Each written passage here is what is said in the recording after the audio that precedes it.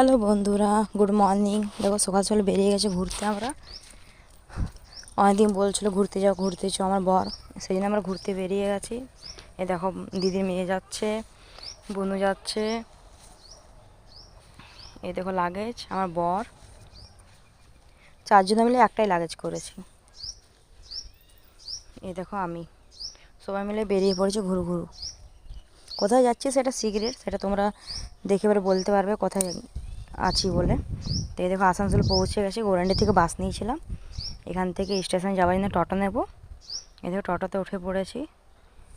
এই দেখো ভিউ দেখো, আগে কীরকম ছিল এখন কীরকম মানে হয়েছে। যত ছোটো ছোটো দোকান ছিল সব তুলে দিয়েছে। লাগে স্টেশন পৌঁছে দেখো ট্রেন আসছে, কিন্তু এই ট্রেনটা নয়। এই দেখো আমার বর টরে নিয়ে যাচ্ছে, যেমন ট্রেনটা তো ওরাই উঠবে। তারপরে অ্যানাউন্সমেন্ট হলো যে বর্ধমানে লোকাল ট্রেন অন্য সাইডে আসছে, সেই আমরা অন্য প্ল্যাটফর্মে চলে গেলাম। এই দেখো আমার বর যাচ্ছে টয় ট্রেনে ট্রেনে। এই দেখো আমি, দিদি মেয়ে আর বনু তিনজনে মিলে যাচ্ছি।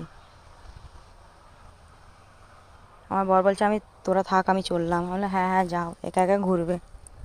এ দেখো ভিড়, লোকাল ট্রেন তো অনেকটাই ভিড় হয়।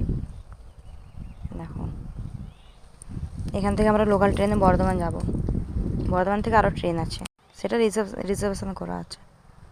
ট্রেনে উঠে পড়ে এদের খাওয়া স্টার্ট, কী খাবো কি না। এই দেখো যেতে যেতে রাস্তার ভিউ কত সুন্দর লাগছে দেখতে। দেখো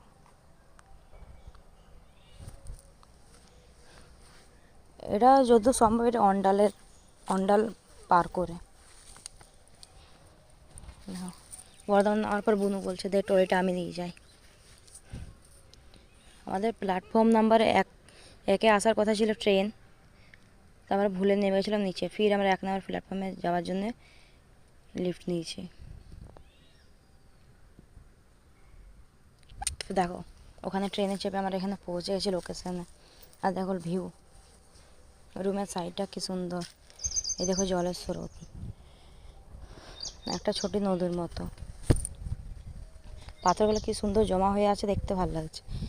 যেখানে রুম নিয়েছিলাম সেটার থেকে হাইওয়েটা একটু সামনে।